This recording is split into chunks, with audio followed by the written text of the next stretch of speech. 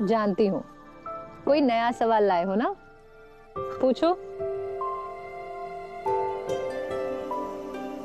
माँ, खाना खाते समय बड़े भैया बता रहे थे कि वो जब पैदा हुए थे ना, तो उन्होंने पता है सबसे पहले क्या किया था? क्या किया था? दाई माँ को घूसा मार दिया था। अच्छा? हाँ माँ, और जब छोटू पैदा हुआ था तो उसे देखने पूरे गांव के लोग आए थे।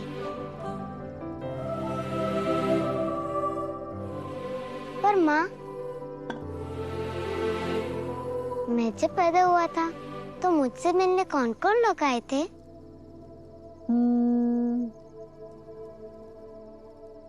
मानो पूरी कायनात आई थी आपसे मिलने। तेज आंधी तूफान वाली रात थी वो।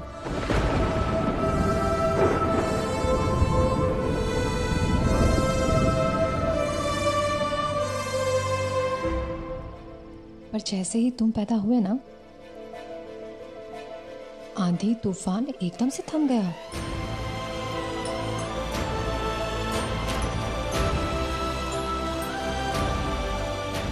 घने बादल छट गए। आसमान में एक उजला सितारा चमका।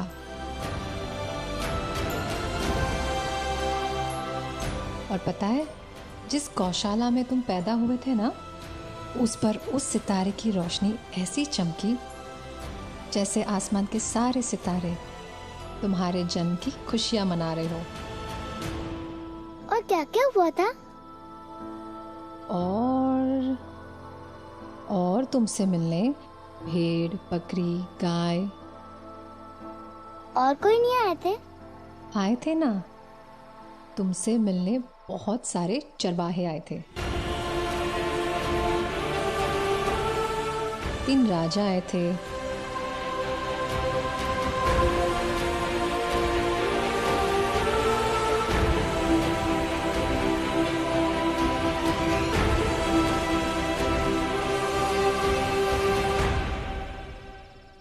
और अगर मैं ये कहूं कि तुमसे मिलने देवदूत आए थे,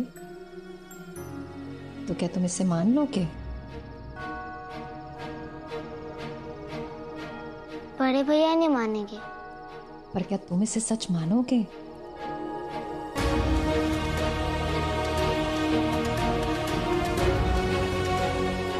और मैंने सबसे पहले क्या किया था? सबसे पहले मेरी आंखों में आंसू थे, खुशी के आंसू। सबसे पहले मेरे प्यारे से बेटे ने मेरे आंसू पोंछे थे।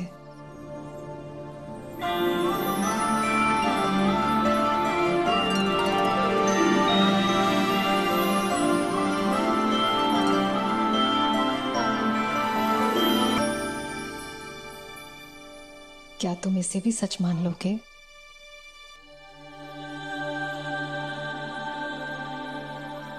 मैं आपकी हर बात को सच मानता हूँ माँ। जो आप कहती है उससे भी, और जो आप नहीं कहती उससे भी।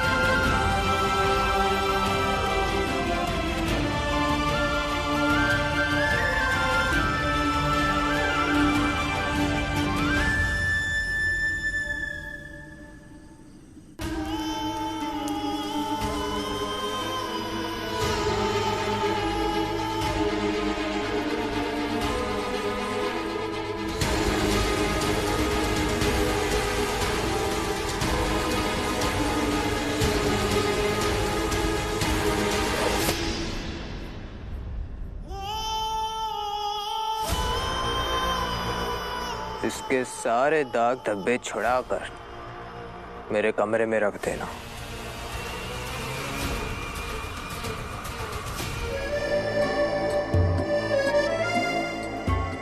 ये जस्ट चलता रहे, रात कब गुजर जाए पता ना चले। जश्न चलता रहे, मजा आ गया।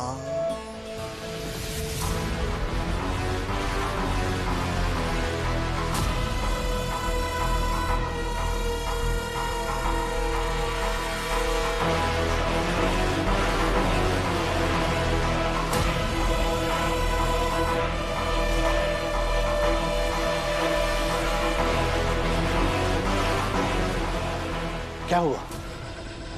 आज के जश्न में कोई अनोखा सा प्रदर्शन करने वाले हो क्या?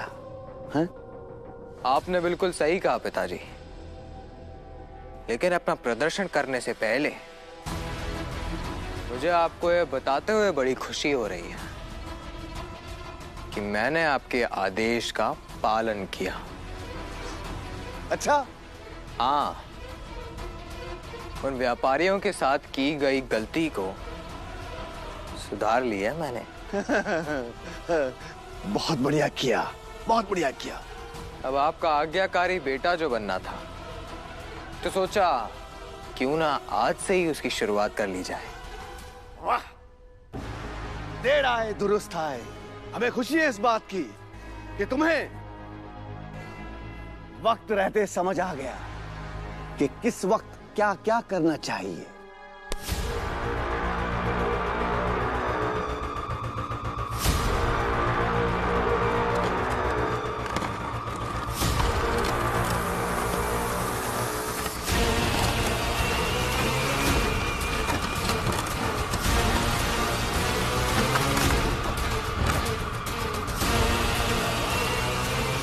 इसमें क्या है? प्रदर्शन का सामान। बहुत खूब। मैंने आपके आदेश का पालन किया, उसका सबूत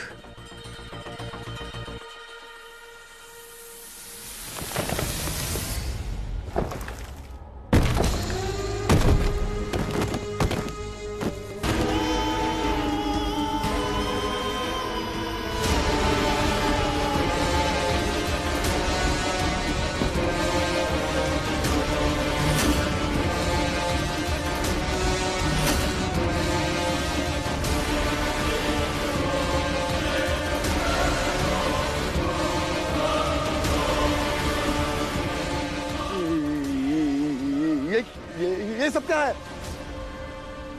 भूल गए? आपने मुझसे क्या पूछा था? सिंहासन के सामने कोई सर उठाएगा तो मैं उसके साथ क्या करूंगा? और मैंने कहा था कि खत्म कर दूंगा।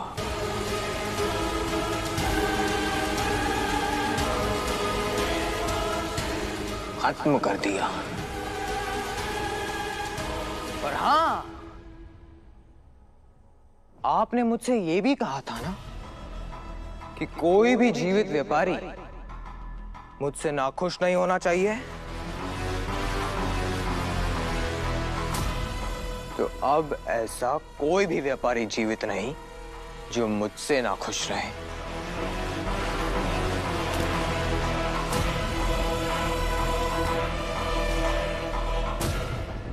अब किससे माफी मांगू मैं, पिताजी?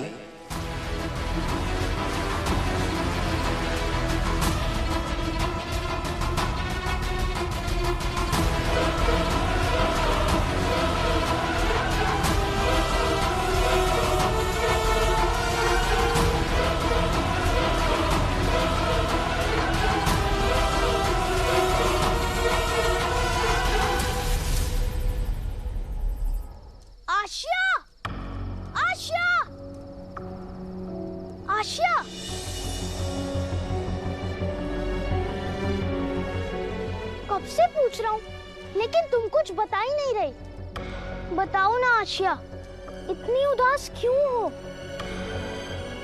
तुम्हें यीशु की कसम, क्योंकि मुझे लगता है मैं बहुत बुरी बहन हूँ, अपने यीशु भैया के लिए कुछ नहीं कर सकती। क्या मतलब? सोचो ना याकूब, यीशु भैया सबका ध्यान रखते हैं, सबको प्यार देते हैं, पर बदले में लोग उन्हें हमेशा नुकसान पहुंचाते हैं। हाँ, यीशु इतना अच्छा है कि वो कभी भी किसी के बारे में बुरा नहीं सोचता, चाहे कोई उसके लिए कितना भी बुरा करे। देखा था ना उन्होंने कैसे मेरी चीरू को ठीक कर दिया था। वो सबके लिए कितना कुछ करते हैं, पर हम उनके लिए कुछ नहीं कर पाते। आज वो जीवन भी उनकी टूटी कुर्सी का मजाक उड़ाकर चला गया और मैं कुछ नहीं कर पाई। कर सकती हो, तुम्हारी समस्या में ही उस समस्या का हल छुपा है आशिया। उफ, मैं भी कितना सियाना हूँ। नहीं समझी? यीशु की टूटी कुर्सी। अरे हाँ याकूब, हम यीशु भैया की टूटी कुर्सी को ठीक कर सकते हैं। मुझसे तो कल तक भी नहीं रुका जाएगा। पहली बार यीशु भैया के लिए कुछ करने का मौका मिला है।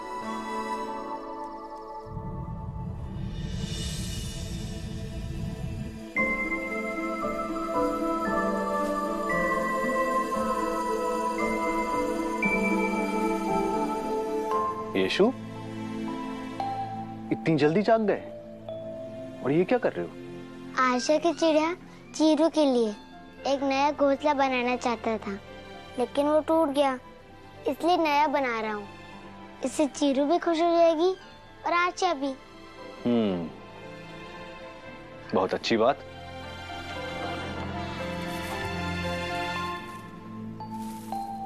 तो मैं भी कुछ मदद करूं?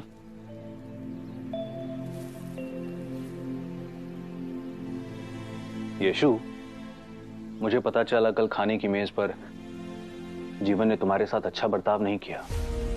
मुखिया जी वापस आएंगे तो मैं इस बारे में उनसे बात करूंगा। और बेटा, ये जरूरी नहीं कि तुम दूसरों की गलतियों पर हमेशा पर्दा डालो। उस दिन तुम्हारे बड़े भाई ने तुम्हें जानबूझकर गड्ढे में गिराया था। उसके साथ भी तुमने यही किया और कल जीवन के साथ भी यही किया। पिताजी, मुखिया चाचा से जीवन की शिकायत मत कीजिएगा। जीवन बुरा नहीं है, गलती तो हुई है उससे।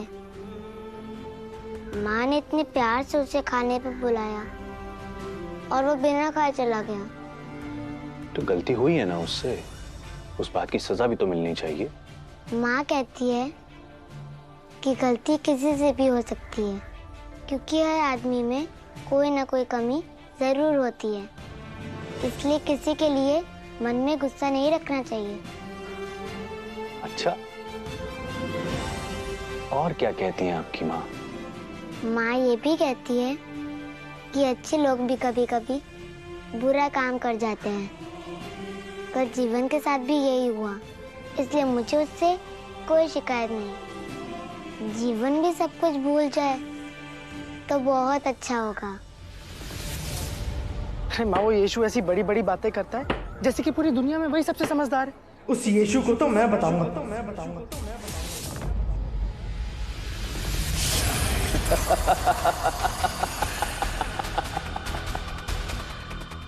सीधे शैतान तक पहुंच गई तुम्हारी बात। अब मुझे तुम तक पहुंचने से कोई नहीं रोक सकता, यीशु।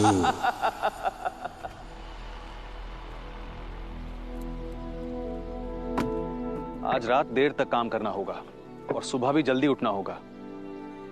इस खास कुर्सी को बनाने में हमें अच्छा खासा समय लगने वाला है। हाँ भाई, समय तो लगेगा।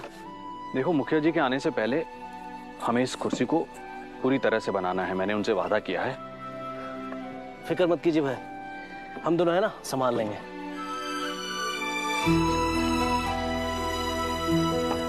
अरे यीशु बेटा, तुम यहाँ क्या कर रहे हो? आपने आशा के चिड़िया का घोंसला बनाने में मेरी मदद की थी ना। मैंने वो घोंसला आशा को दिया तो वो बहुत खुश हुई। अब मैं भी आपकी मदद करना चाहता हूँ, कर सकता हूँ ना? हाँ हाँ, क्यों नहीं, आओ आओ, मैं तुम्हें सिखाता हूँ। ये लो, इसे पकड़ो। अरे इस हाथ से, शाबाश। हाँ, और ये लो। हाँ, शाबाश, धीरे धीरे,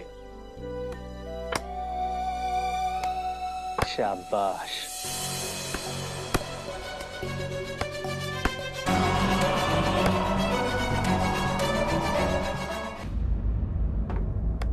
पिताजी, मुझे भी काम सीखना है। मैं तो यीशु से बड़ा भी हूँ। हाँ हाँ, बड़े भाई तो हो तुम। बताइए, कहाँ से शुरू करूँ?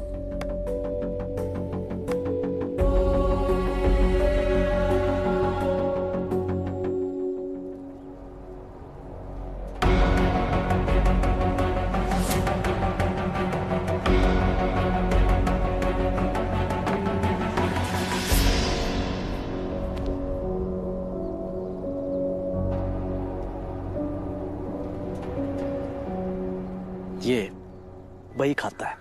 औजार चलाना सीखने से पहले मैंने भी इसको संभालना सीखा था, और मैं चाहता हूं कि तुम भी इसी से शुरुआत करो।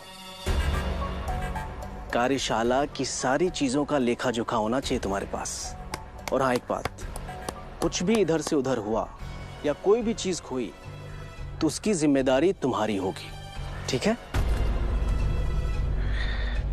ये लो।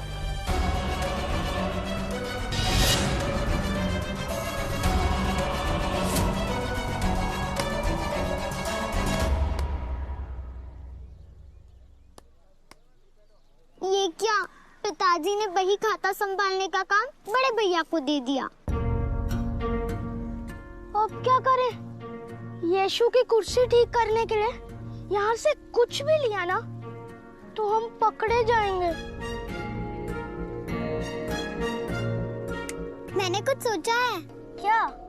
हम आज रात को चुपके से यीशु भैया की कुर्सी ठीक करने का सारा सामान ले जाएंगे और बड़े भैया के बही में लिखने से पहले उसे वापस रख देंगे। किसको पता भी नहीं चलेगा। आशा, हमें चीरू का घोंसला नहीं, यीशु की कुर्सी ठीक करनी है और उसमें समय लगेगा। और तुम तो अपने बड़े भाई को जानती हो ना, अगर उन्हें गलती से भी कुछ पता लगा तो वो हमें छोड़ेंगे नहीं। ओहो याकूब, कुछ नहीं होगा। कहा ना, मैंने सब सोच कर रखा है। पहली बार यीशु भैया के लिए कुछ करने का मौका मिला है। देखना, उनकी कुर्सी भगवान के सिंहासन जैसी बनेगी।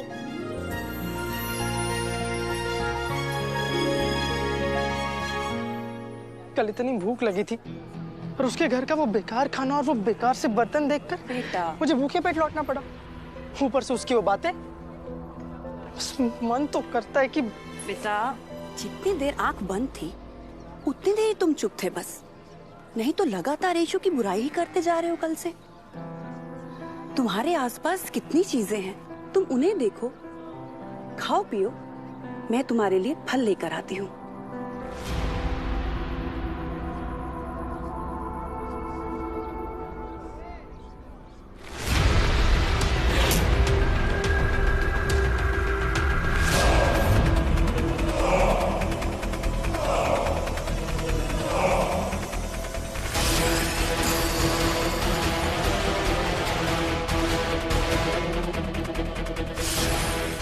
वर्षों का इंतजार खत्म।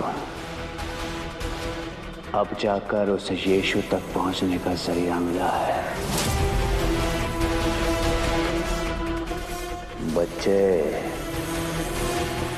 अब तुम ही पहुंचाओगे मुझे यीशु तक।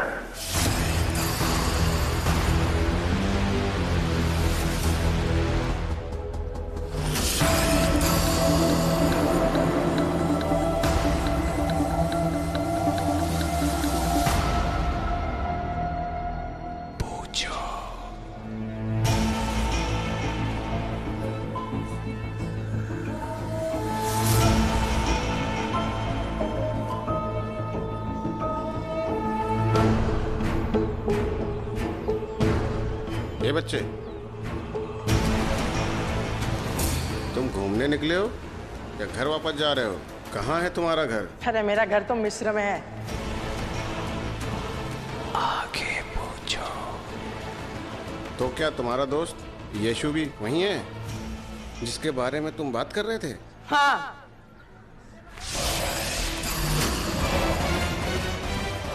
पर वो मेरा दोस्त नहीं है, दुश्मन है। तो वो मिस्र में है,